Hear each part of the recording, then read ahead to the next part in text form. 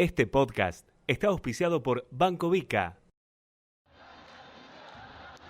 Estás escuchando El Litoral Podcast. A continuación, todo lo que tenés que saber de la gran final de la Copa Sudamericana entre Colón e Independiente del Valle en Rumbo a la Final Única.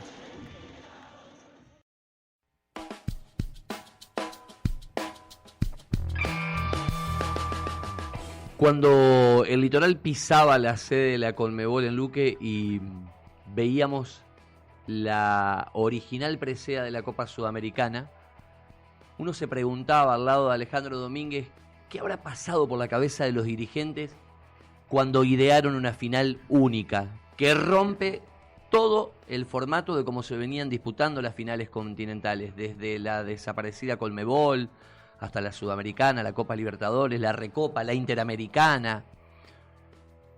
Y realmente le ponen el término única. Y para Colón es más única que nunca. Primero porque chocan dos equipos que no tienen títulos. Segundo porque como nunca esta final única tiene un plus de beneficios desde Suruga, Recopa, Mundial de Clubes que era inexistente.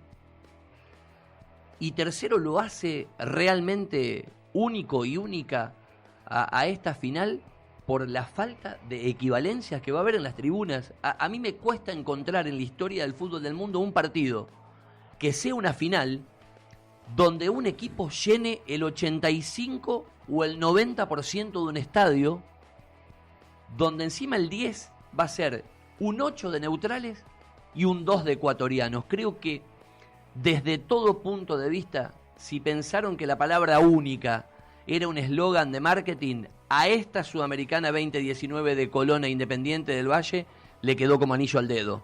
Seguramente así será, y yo recuerdo declaraciones de Viñati, inclusive en el último partido cuando Colón elimina a Atlético Mineiro, declaraciones de Viñati diciendo: están los planetas alineados, y realmente se alinearon los planetas ya desde el año pasado cuando Colón clasifica en aquel partido frente a Racing, porque seguramente la gente por allí perderá de vista y perderá noción de lo complicado que era para Colón poder resolver aquel partido frente a Racing, que además estaba pugnando por entrar a la Copa Libertadores, ganar ese partido, un partido que empieza perdiendo prácticamente desde el vestuario, y que además necesitaba que un equipo descendido como Temperley le ganara a Belgrano. Bueno, todo el combo de resultados que debía darse se dio. Colón terminó clasificando para la Copa Sudamericana y después en esta Copa Sudamericana se dieron situaciones, a ver, yo no digo anormales, pero sí situaciones en las cuales hubo mucho de fortuito, y por eso quizás la frase de Viñati diciendo los planetas están alineados. Colón termina produciendo buenas actuaciones dentro de rendimientos bastante desparejos y de rendimientos apenas discretos, futbolísticamente hablando, como por ejemplo cuando clasifica en cancha de Argentinos Juniors. Colón termina teniendo un gran héroe, porque si la historia termina siendo favorable a Colón en esta final, seguramente habrá un hombre que se habrá ganado ese rol fundamental, como es Burián, que terminó siendo héroe en los penales, que terminó siendo determinante en los penales, y Colón no ganó o no obtuvo pocas victorias. Colón obtuvo victorias importantes en la definición por penales. A mí me parece que estamos a las puertas, como bien decías, Darío, de una final que por muchas circunstancias termina siendo muy particular, porque es verdad, fíjate vos que en la final de la Copa Libertadores, que van a jugar River y Flamengo, no se va a dar lo que se va a dar en esta final en Asunción del Paraguay, en donde va a haber una falta de equivalencias en la tribuna tremenda. Y además también, en ese alineamiento de planetas del cual habla Viñati, para mí hay una circunstancia muy pero muy especial y también muy favorable a Colón, que es que al ser un partido único, Colón no tiene que ir a jugar a la altura.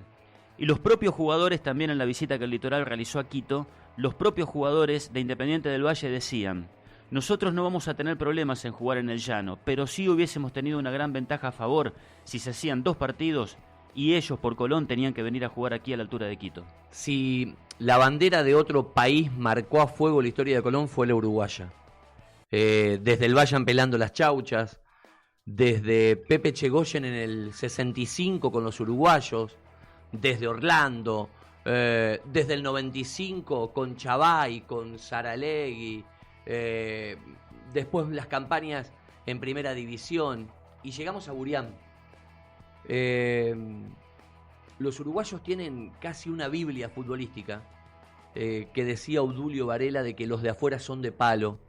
Y yo me quiero quedar con el marco porque, insisto, no es que quiera comparar que la olla va a ser aquel Maracaná del 50, pero es imposible no analizar el partido desde ahí. Cuando entrevistábamos al loco Gabriel González en Asunción, yo le preguntaba cómo se maneja eso, esa ansiedad, ese nerviosismo. Y el loco dice, se termina con el pitazo. Ahí los nervios van a dormir y ahí hay que jugar, ahí hay que resolver. ¿Cómo irá de la mano el planteo de Lavallén con la necesidad de la gente? Porque Colón no puede hacer ni el primero, ni el segundo, ni el tercer gol antes que pararse y ordenarse.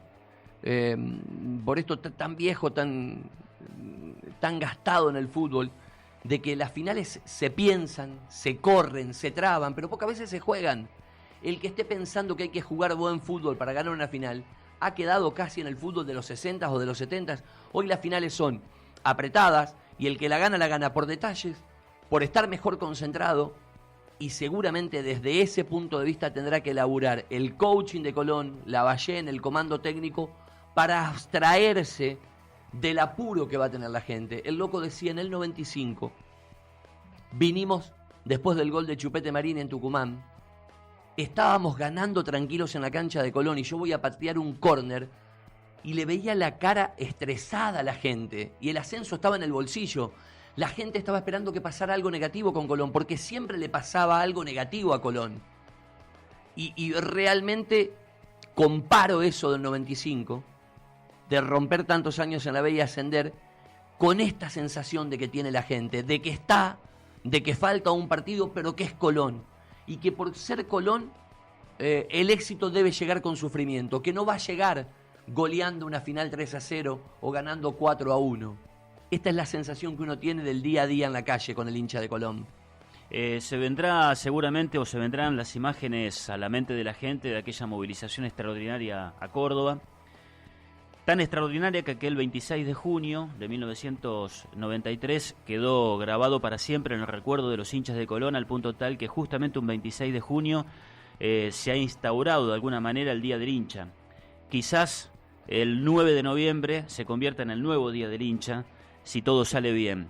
Y hablábamos de una final única, y fíjense cómo será de única esta final, que ofrece un premio quizás como nunca han tenido los equipos que han salido campeones de la Copa Sudamericana, porque no solamente es clasificar para la Copa Libertadores, no solamente es jugar una recopa contra el campeón de la Libertadores, no solamente es ir a Japón para jugar la Suruga Bank, sino que además se agrega esta decisión de la FIFA de organizar para el 2021 un Mundial de Clubes más amplio.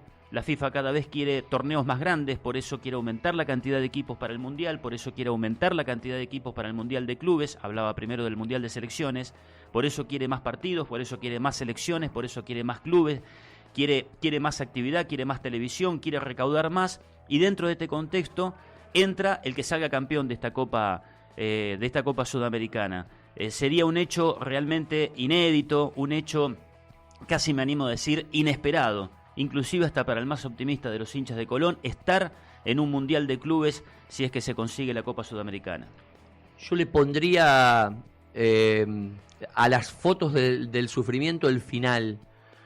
Pondría la de Córdoba, pondría claramente el estadio tapado por las aguas del Salado, pondría los arcos desaparecidos por el Salado. Colón hizo de dique para que la ciudad no explote con sus instalaciones, pondría los autos del bingo flotando,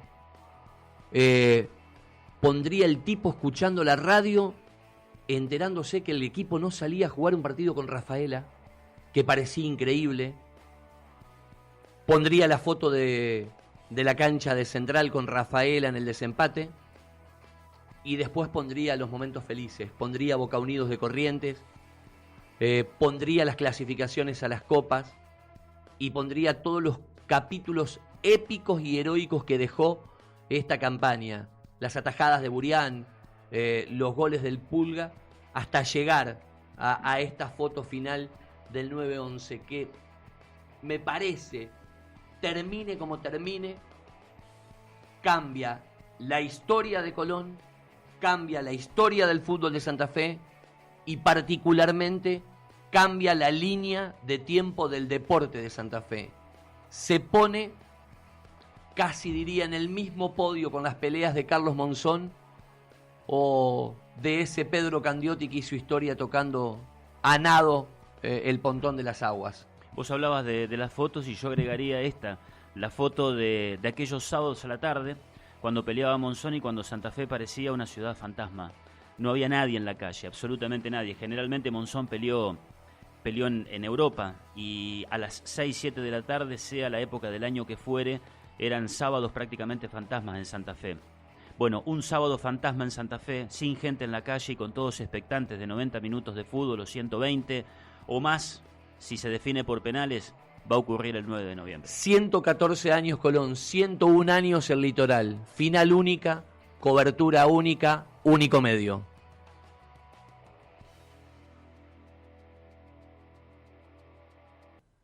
Este podcast estuvo auspiciado por Banco Vica,